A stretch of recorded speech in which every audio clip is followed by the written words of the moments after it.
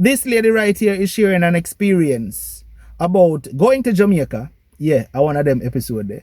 Meeting a man, and they took a liking to each other. They started communicating often, and then eventually they got into a relationship. The relationship, escalated, and they got married, but not before the man literally getting at the woman head with, guess what? Obia argument. Now, the lady explained in this episode that the man always try to tell her, say, the community where him come from, the people, them work all heap of Obia, and them always we do this to you and that to you, and and she actually believed it. But in the end, according to her, him are the one who actually work something upon she. And she also explained that she blew a 90,000 US dollar savings on this man, and in the end ended up with nothing. And she also said the man work way upon her, and his mother tell him to do it. Family, make we jump in and take a listen to this episode that was shared on Unstoppable Life. In 2002, I came to Jamaica on vacation with two of my co-workers. We came on a cruise, and when we got to the area where we got off the ship, a taxi driver was there, and he picked us up. We decided to charge him for the day to take us to the places that we could go before we had to board back the ship at 5 p.m. And after driving around, he realized that I was Jamaican. We started talking. I told him, yes, I was born in Jamaica, but my two co-workers are Americans. And, just started talking to him. He was telling me how hard things was in Jamaica. And, he was running the taxi for somebody. And from Monday to Saturday, he had to hustle to get her the $10,000 that she's supposed to get. And then on Sundays is a day that he has for himself. And he had 4 children. And, we're just talking and everything else. And we wanted to take pictures. We were taking pictures of different interest place that he took us to.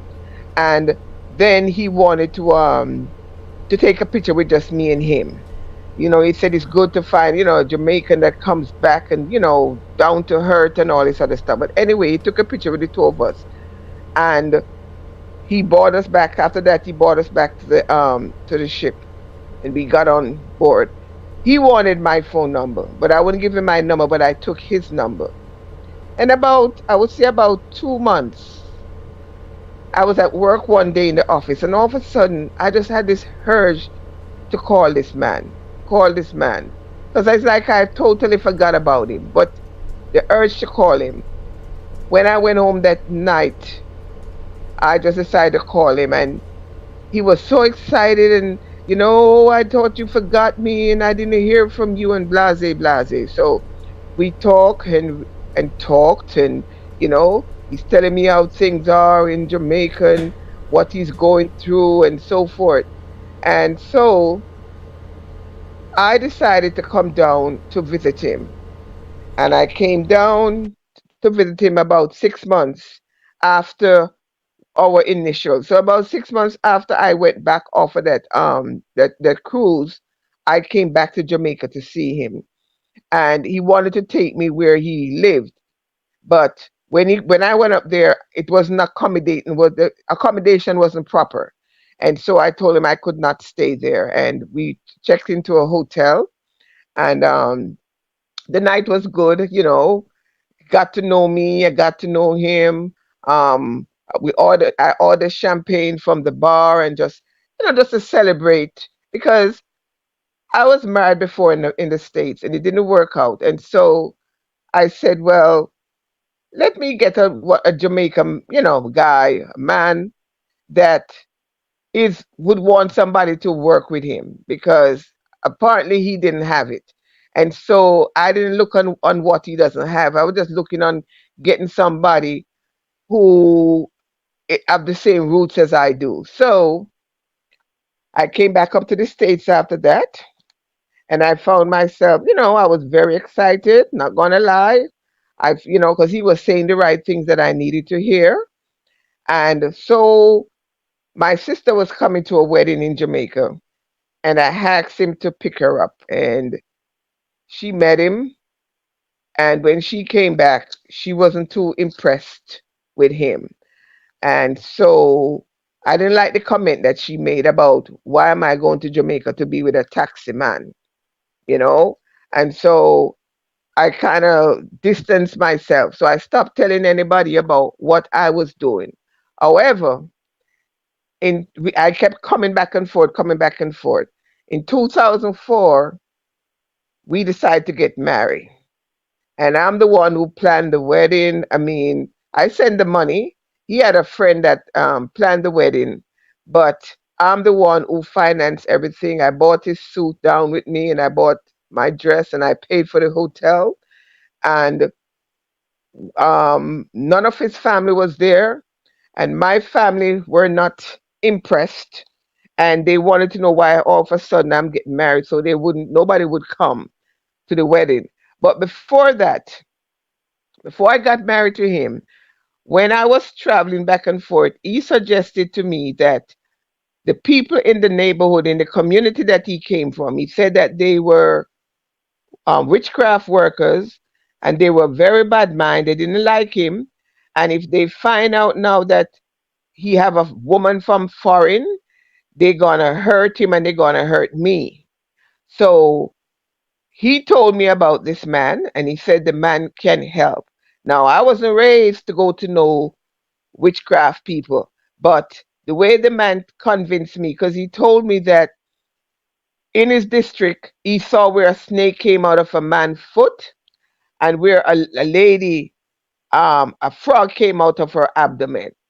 And so he's telling me all this stuff, and he's saying, oh, the people are wicked up there, and they will do this and do that. So when the third trip, on my third trip to Jamaica, that's before we got married, he took me to this man, and I went into the man bad pan. And like I say, I'm ashamed now, but it's an experience that I learned, and I can tell people that it's not even worth getting yourself mixed up with those people, because I became a fool to to to to the man that I married. I was there in the States, and I found myself, I'm just thinking Jamaica, Jamaica, Jamaica. Every dime I work, Jamaica. And if I made $1,000 for my pay, and he called me and he said he wants $800 because I started working on his home, on building up a home on his property. And so he said, oh, the men are working and they need money. And I will be sending him 800, and it cost me $50 Western Union to send the money. And then I found myself, I would be left with just $150. But I could not control myself. I just kept sending this man money. Sometime I find myself everything that I had in my savings account. When I met him, I'm not ashamed to say I had 90,000 US dollars saved up in my account when I met that man. And when I retired and came to Jamaica, I had nothing left. Everything. Um, I was taking care of him, his mother, his four children, going back and forth, just doing for the whole family, his brother, his sister-in-law. We finished the home well, he said he never wanted to come to America, because I was going back and forth. He said he was never interested in America. He wanted me to come to Jamaica. So every money that I had, I was bidding up on this man's land. He said he's gonna put my name on the house, and we went to try and get the title to the place, because he paid up the surveyor. I paid for surveyor to come and cut off his property line. And then we went to Kingston. It cost me a lot of money to get this guy to start doing this the survey, not the survey, the title search, to get the title to the home, to the house.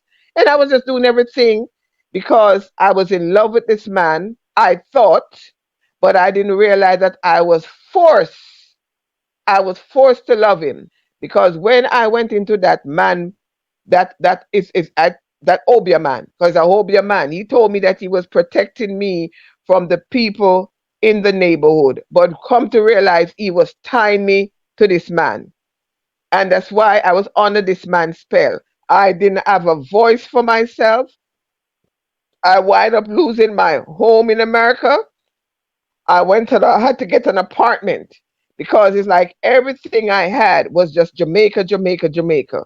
Well, we finished the home, and he comes from the country, and his brothers are farmers, do the little farming and so forth. So after the home was finished, as a matter of fact, when I first met him, he told me he wasn't speaking to his mother. And I said to him, "That's not nice." I said, "I don't care what your mother do not talking to your mother is not good." So I was the one who bridged the relationship, fixed them back together so that they started talking. So, and I would go up and visit his mother. Sometime he would call me and he'd tell me that his mother fall down, and not only is he getting money, but when if he get the money from me, I have to find if it's send for the mother for go a doctor. Come to find out, not no go so. The mother name fall down or nothing.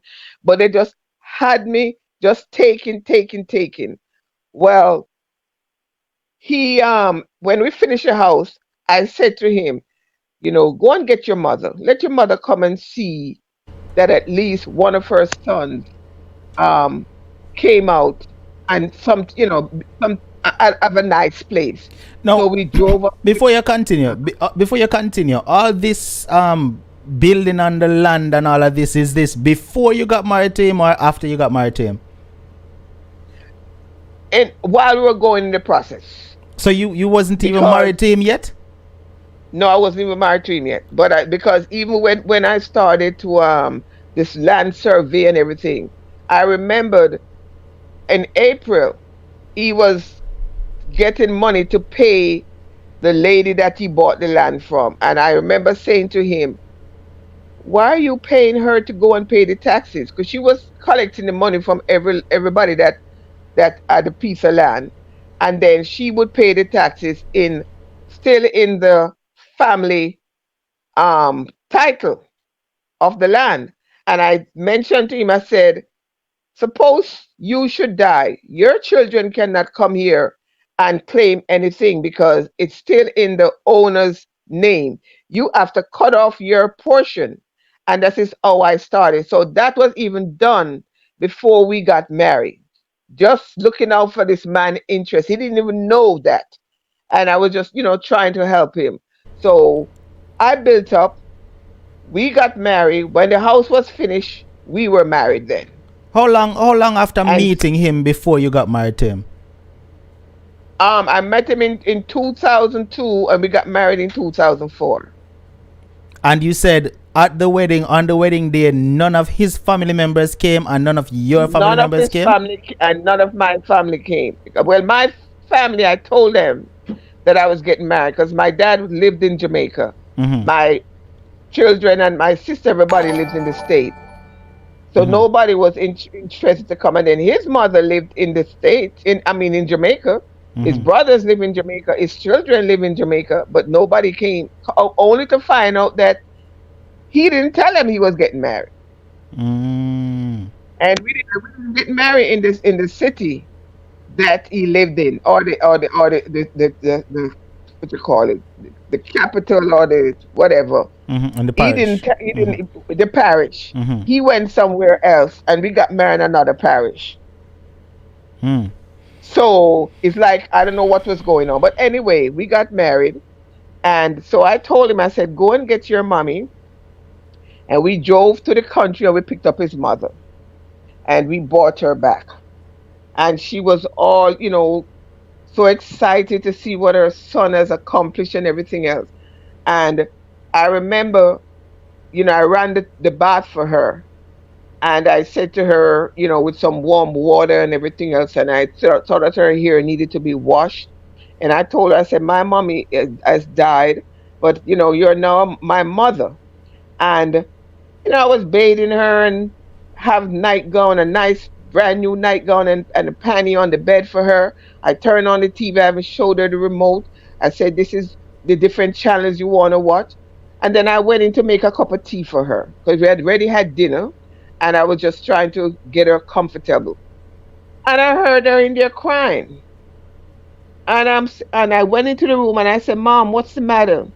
And she said to me, my son called me, and he tell me say meet a rich older woman.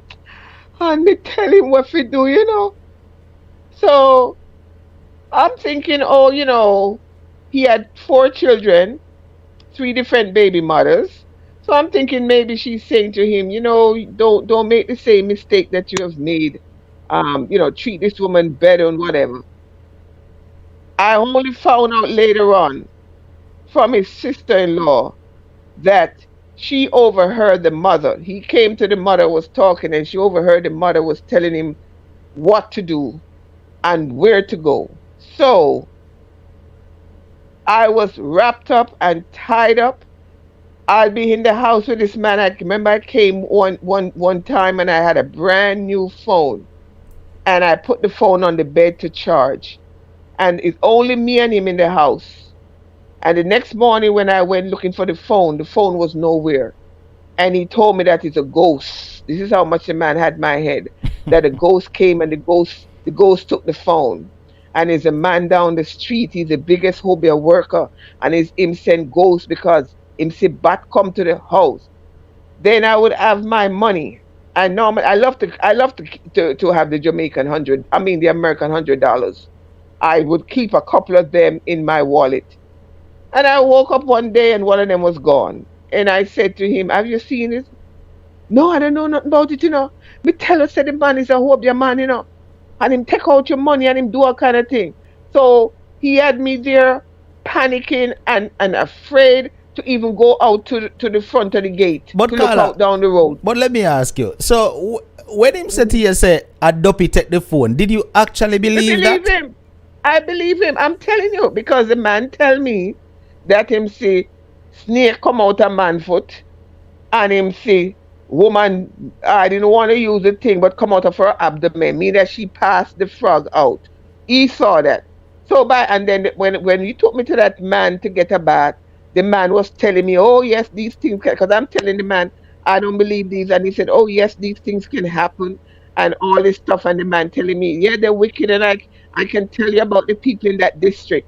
So the man, but he and the man plan up to wrap me up and do what they want to do with me.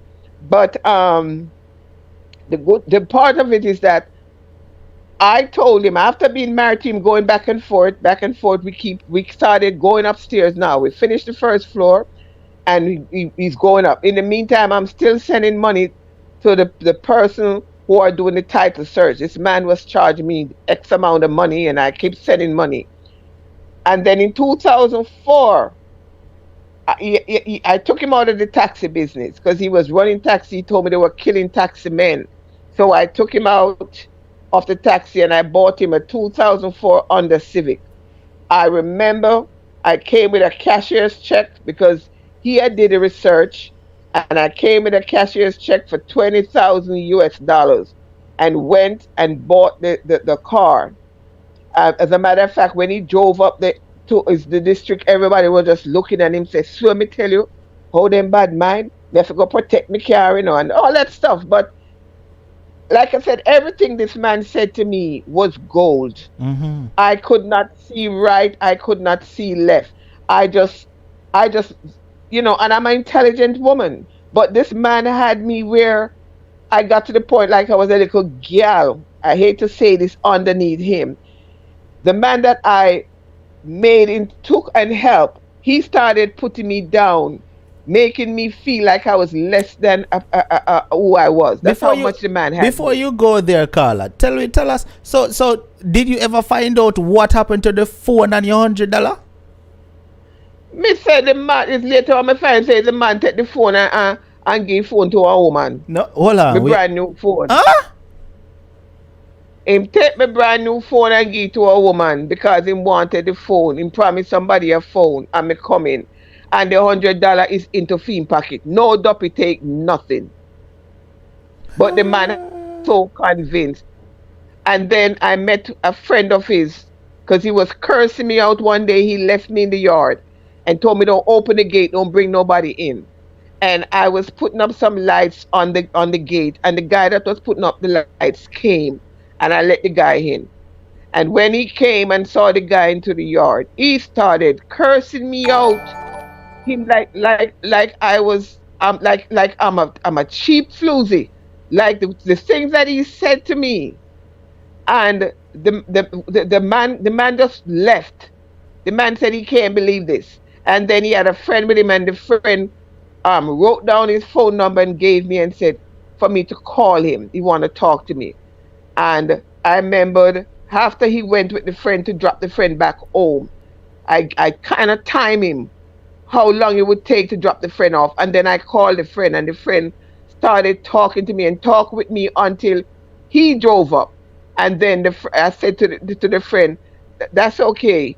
Thank you for telling me." He told me some things that this man, when he goes to Western Union to pick up money, when I send money, he said, "Oh, she's like my client. All I have to do is just call her, and anywhere she got to get it from, she's going to send it." That's what he Jesus. said to the man. Mm-mm. And then he told the man, you know, some things that happen in the home, especially in our bedroom, it's just me and him. And the man could able to tell me nobody else was in there. And so I was just crying and crying and crying. I should have spent the whole, I think I was at about 4 more days to stay. And I called up the airline, and I decided, I said, this is it.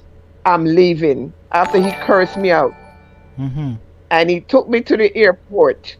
And I heard one of the neighbors said, if one at a time, it's just because I didn't speak to them, because he didn't want me talking to nobody. But she said, if one at a time, when you say you were going home, and you just go into the airport and change your mind and come back and go hang around for maybe about a good 4 hours and come back to the house, you would see the little woman them that he bringing. I don't like to class people because I'm a woman, but Mm-hmm. they said you should see some of the things that he's bringing there.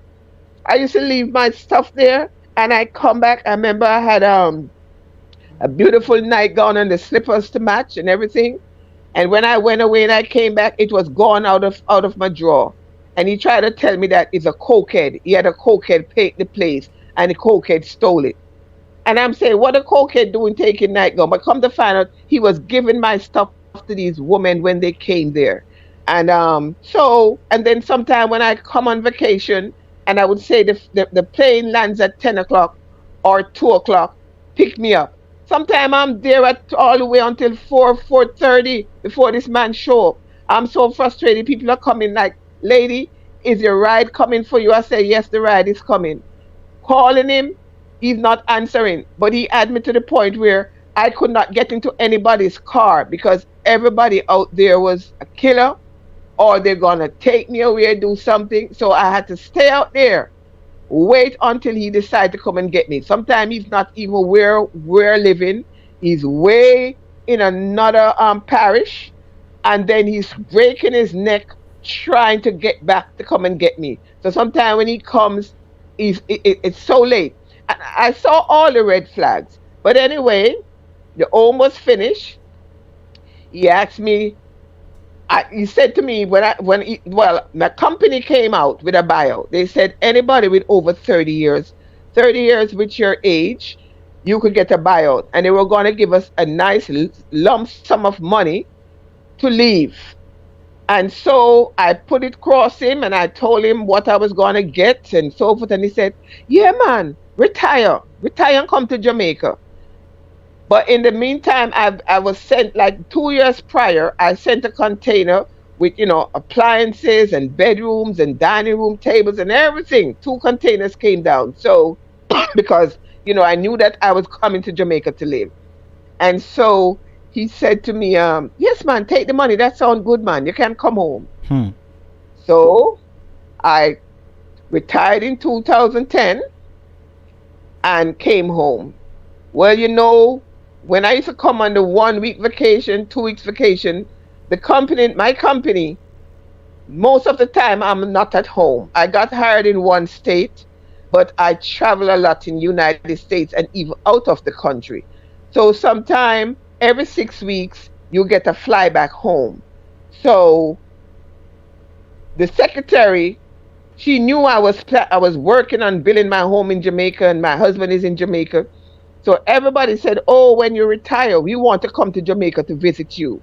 So the secretary, she would give me the equivalent. Like, say for instance, I'm living in New York and they would send me to New York, they would send me back to New York, but coming to Jamaica would be maybe $100 more to come to Jamaica. So I would give the $100 and she just buy me the ticket to go straight to Jamaica. So I want to come go to New York where I'm from. I would come to Jamaica for a long weekend, especially during the holidays. Mm-hmm. So sometime on 7 times a year, I'm coming down to Jamaica. Well, anyway, Mm. yeah, And I, spending my and money because that's what he I was wasn't about to working. ask you, if it was always you financing this trip for 7 times a year, Carla, and you spend up all He of that was money there. not working. Pick up from this, so. Yeah, man. Flying, I come down, and everything was good because I was financing. I remember my sister said to me once, "What good about this relationship can you remember?" And I said it was good because, we come and we're going all over the place, but I was the one who was paying for everything. Um, in 2010, like I said, I retired. They told me to come on down, and I came down. And they say, see me and come live with me is two different things. Hmm. The little vacation coming and the 2 week here or the weekend here where everything is all lovey dovey and nice. The man's turned Dr. Jekyll and Mr. Hyde on me. He just started a 170-degree turn. I found myself, we be at home, everything will be fine. We go to bed. The next morning he gets up, he ain't speaking to me. And I'm saying, what did I do wrong? He ain't talking to me. And he just think I make breakfast and I call him and said breakfast is there. Him not talking to me, him not eating. And him just sit down there and him puff up himself. And I'm trying to say, what did I do? So it would stay on the stove. And then later on in the night, I just throw it and give the dog because he ain't eat no breakfast. I decide I ain't cooking no dinner. The Hmm. next morning, I get up and I decide I'm not making a breakfast. And what kind of woman be married to? And what kind of woman this? You not give me no food. Yeah, you know good, yeah, wicked man. Me say, what have I done? Sometime him do me so bad, me find me little self a pack. I talk to myself now, me start pack me little suitcase. And me dep on the phone and me a pretend like me a talk to my father. Because my father lived in Jamaica and I pretend like I'm talking to my daddy. I said, Daddy, come and get me, I'm coming. Honey, you're not gonna win, you're not gonna win. You better tell your father, come back to daddy and tell your daddy, say, you're not come. Because if you come out of here tonight, I dead, you come out of dead. Hmm. And them kind of weird, for me, I find myself was like in in a bind. What did I get myself into? But you know what? Pride and when you worry about what people say, because it was not my first marriage. And I said I was married to two Americans. And I decided it didn't work and I decided to get to Jamaican. And I said, people gonna talk about me and said, oh, what's wrong with her? So I stayed in it. Well, I'm telling you, after that man told me what he told me, what the things that my husband said about me, I was on that plane and I was just crying and crying and crying. And I remember a gentleman sat beside me, heading back to the States. And he said, asked me, did I lose someone? And I said, no. Did I lose a family member? And I said, no. And I just couldn't talk. And he said, lady, I don't know what making you cry like this, but it's not worth it. You're going to get a nervous breakdown. I sat on that plane and I cried from that airport all the way to when the plane landed and I got off. I just couldn't believe that my husband would say the things that the man, and like I said, I know the man was not lying Hmm. because the man is not into my home to know what's going on Mm-hmm. and to know that I am like a clientele, like how they call and tell people to send them money. He put me in that in that In that category that I category, was like, yes. I was not his wife. I just somebody he can get money from. So, however, like I said, 2010, when I moved back home, he started getting frigidity. And because he can't leave now and go away for days like he used to do when I wasn't there. Things changed now. And he started treating me bad, not talking to me. One night we're in the bed about 3 o'clock in the morning. He got up, and I woke up. I heard when he got up, and I thought he had probably went to the bathroom, but he didn't. And I'm laying there, and I didn't hear him. And I said, "Wonder what he's doing." So I got up and I opened the back door and I creeped out. And when I looked, he was up on top of the roof, stark naked. He had dreads. He was not a rasta, but he had dreads. He had jelly coconut all over him, and he just shaking his locks up on the thing. And I said, "What the hell going on?" But anyway, he didn't see me. And I came back downstairs, went back in the bed. And he came back, put on back his night pajamas, and came back in like nothing. He don't know that I saw what he was doing, but some little things that he was doing. But anyway, when and he always tells other people doing things, people doing this, people doing that, and had me so fooled that these things are happening to me and it's the people doing it.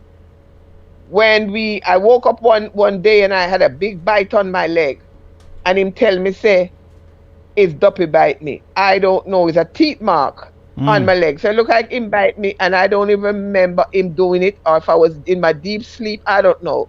But him tell me say it's a ghost bite me on my leg. So there's a lot of things that this man did to me. Now I'm looking back and I'm saying, my God, I was really, really under a spell. I want to ask you something People before talk. you continue, right? Because I'm still stuck Mhm. on the fact that no one came to the wedding, not his family, not your family. So after you got married, what was the relationship like between him and your family, or you and his family? Well, my family decided that I'm a big woman, and if I go and marry, they were accepting of him. They were accepting of him. They came to Jamaica, and I remember one Christmas I had a big dinner, and my family came down. I had like about 10 family members, because the nice home that I built, and about 10 family members came, and for the Christmas, and the young people got hotels so they can go party. But like my sister and my brother and their wives, they stayed because it was a four-bedroom home, so they Mm-hmm. stayed at the home, and we had a good time. Mm-hmm. Everybody kind of just started, just Accepting just him. seeing, okay, yeah, maybe there's something in him that I saw that they didn't see. Mm-hmm. And his mother was very nice to me. I told you, his sister-in-law and his brother and everybody, they were nice to me.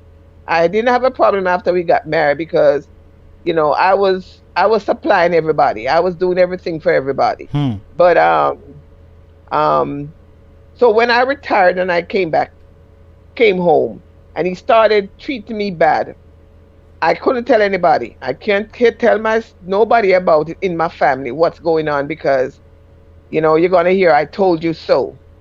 And so um he said to me, them said that you have man America, because you never take me to America. I said, and what did you say to them? Didn't you tell the people them that you don't want to come to America? I said, we've been going together. We've been married now how many years? You could have come to America. He said, well, anytime you're traveling, I would like to travel with you. I said, okay, no problem. And so I went and I put in his papers. And can you believe it? The same day that man came through, he got stamped permanent. Mm. But the thing is this, because we were married so long, and there's a record of me going back and forth to Jamaica so many times. So, Right, right. this marriage is, the immigration didn't see anything. There was no red flags there. Mm-hmm. But when he took the physical, he failed the physical because he used to smoke his weed. And so the drug test came back positive. And I was crying and he was crying and spoke to someone and they said, okay, X amount of money, we can change the positive to negative. So all that is on me. I paid for that. That was another red flag to tell me don't bring this man nowhere. But you want to do, you think what is right is your husband. Anyway, he came up. He came up in I retired in 2010 and he came up in March of 2011. That's when he came up. And my apartment, I'd left my apartment. My son was a two-bedroom, so my son was there. And But Carla, my son accepted. but see, I want to ask you another question before you go too far. So Yeah, you build up how much bedroom house you say on him land? four-bedroom. 4 bedroom, and you finance the Mhm. whole thing, right? He wasn't working. I told you, I met him Mm-hmm. driving people taxi. Mm-hmm. He never worked. So all of my money, every money, I told you I had $90,000 in the bank. All of that went to Jamaica buying material. Now this I is the had a escort. question. This is the question. Mm, Please do tell me, say you get your name on something. me not get my name on nothing, down to even the car. When I bought the car, Oh the car God. was in the Mm-mm. car was in both of us' name. Wait, the car was in both of us' name. And that car, Jamaica sometime Bandulu. That car was sold and I didn't sign no paper. When I went to the motor vehicle department and inquiring about my car, because my name was on the car, he took off when he left after he came to the States and he left, and the car was left at the home. And when I came down, somebody told me that he had come down. He started moving furniture and stuff out because he left in. Let me get to that. After he came up to the state that I was living in, and he started he want to work. As a matter of fact, when we were in the car driving, and you see all these high rise building and stuff, and he said, "Oh, I must get a job in America. I must get a job." I said, "Yeah, you'll get a job." I was encouraging to him, "You'll get a job." Well, after coming, he realized he didn't have a GED, and he came with a paper from Hearts saying that some bogus, that was a bogus paper too, because he never went to no Hearts, that he had a training in I don't even remember what he had a training in, but anyway, he came with the paper. And so I was up and down with him trying to get him jobs, and everywhere he goes, they would turn him down. He never got to work. So he was there and he started getting frustrated. And then he said to me one day that somebody tell him if he come to this state, he would get a job quicker than where he is here, and because this state is a prejudiced state and all kind of things going on. So he just started being nasty, treating me bad. He'd be on the phone, and if I come in the room, he hang up the phone, and I just say, who you talking to? I thought you said you didn't know anybody in America, because he told me he had a sister and he hadn't seen her in 30 years. Some step sisters, and everybody treat them so bad. His side of the family. So he said, I'm talking to my sister. I said, oh, you got in touch with your sister, because I was still trying to be understanding. Um, I would take him for jobs interview and I would tell him how to interview. I went for the job sometime and I got hired and he didn't get hired. And so he started hating me now. I said, remember, I lived in America so long, I went to school here. You know, I have a track record of where I've worked. You're just coming here, people not just gonna hire you. You gotta prove yourself. So just don't give up. And that's what I was saying to him. And he cop an attitude. He started dissing me, started telling me all kind of things, calling me names. My son got mad one day and said, what the hell you go to Jamaica and marry? He didn't know that my son was in his room and my son heard him cursing me. And my son came out and said, no, you're not going to talk to my mother like that. No, not in here. And he was shocked. And he said, well, your mother. So my son took him and said, come. And my son put him in his car and went driving with him, maybe to go have a drink, and say, sometimes women tend to be, um, whatever. I don't know what my son said he said to him, but he kind of tried to calm him down, make him feel that thing. Well, he went and he started biting me, started telling people, I don't know who he was talking to, but he made up his mind that he was leaving. And I don't know who told him what to do, but he came one day and he said to me, um, old woman, because I'm 10 years older than him. Old woman, something I love you. Hmm. Me I'm gonna love God myself and me pick me. And me said, what you just said to me? Him said, me I love you. And me said, so what are you doing here? Me said, why are you here? And I didn't know that the man was taping me. And I started screaming. I said, get out of my life, get out of my house, get out, you need to leave. And do you know that that man took that recording down to immigration and told him that I put him out? He already now he got his green card. He got his permanent, not green card, whatever they give them. He got his permanent card and he got social security and he wants to move on. So someone told him to tape me. So he abrogated me so much that I lost it. And by him telling me, he didn't record when he told me that he didn't love me and he didn't, but Mm-hmm. when I started reacting to what he said to me, that's when he taped me. So I had a little job and I went to work from 2 to 9. And I remember I came home the night and I was there looking at he wasn't there. I saw his the slippers that he wear outside. I saw the slippers by the door outside. And I came in and he was nowhere in the apartment. And so I took a shower and I went on the bed and I was watching TV. And about 11:30, it dawned on me. I said, where could he be? He don't know anyone. And I swear I heard a voice say, look in the closet.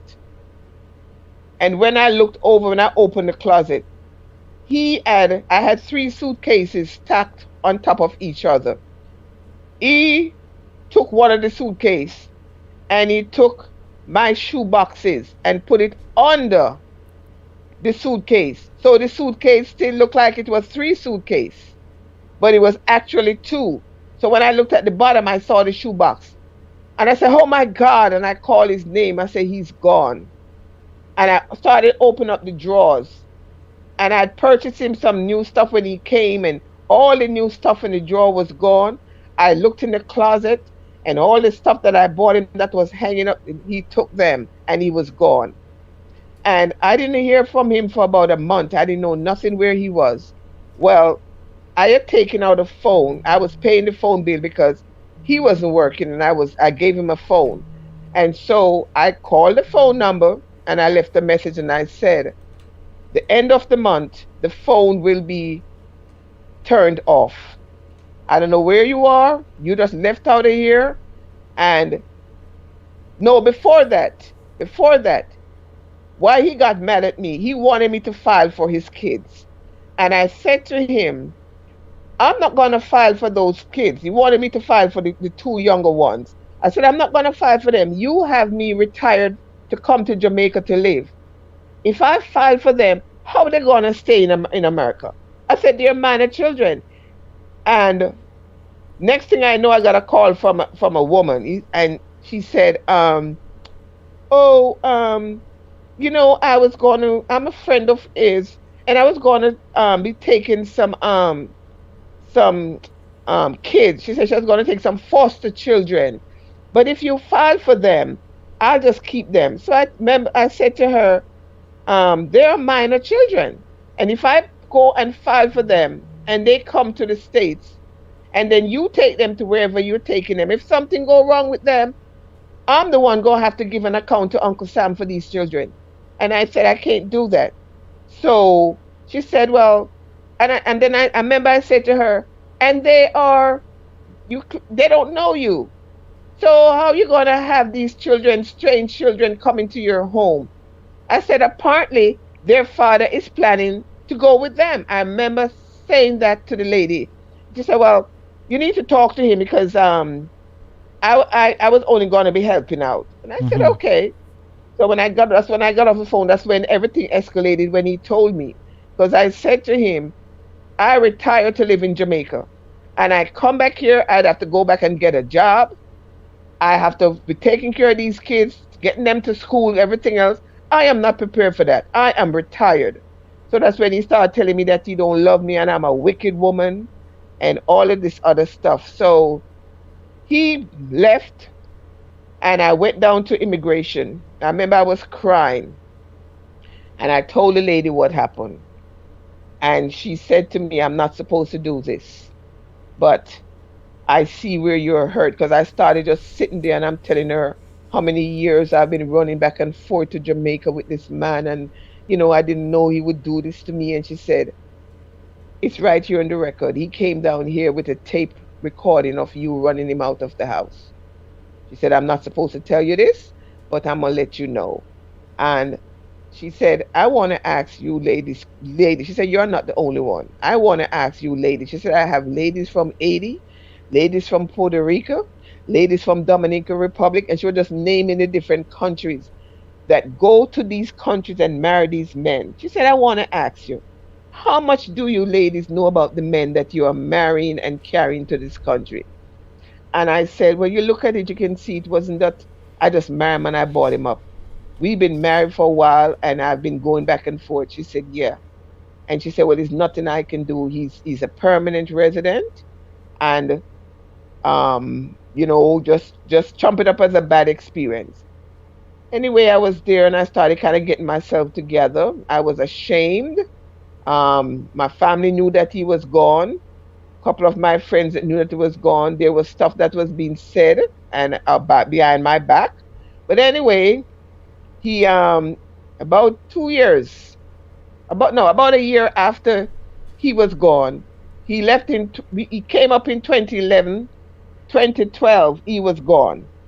So when I filed my taxes in 2012, I signed his name to the tax form because I said I've been taking care of him all these years in Jamaica. And for the year that he came up, he now have a social security number. So I put his social security number when I filed taxes. And because every year I had to pay back Uncle Sam. Mm-hmm. So I figured said this year I wouldn't have to pay back. I didn't expect to get any money back, but I said at least claiming two people instead of me, just me alone. Well, he went wherever he was. Somebody must have told him about earned child credit or something. And he filed and I think it was $800 for each child. So he was supposed to be getting back $1,600. And when he went and filed, they told him that I already filed and he was not able. So he made a stink. He said he didn't file and he didn't tell me to file and I signed his name. So I was here in Jamaica taking care of my dad who was sick at the time. And I got a call from my accountant and he said, I have IRS here on the phone and they're trying to locate you. And I said, yeah. He said, we're going to set up a time that I have to do the three-way because IRS not going to call from America to Jamaica, but I'll do it through my channel, three-way, Mm-hmm. and you can talk to the lady.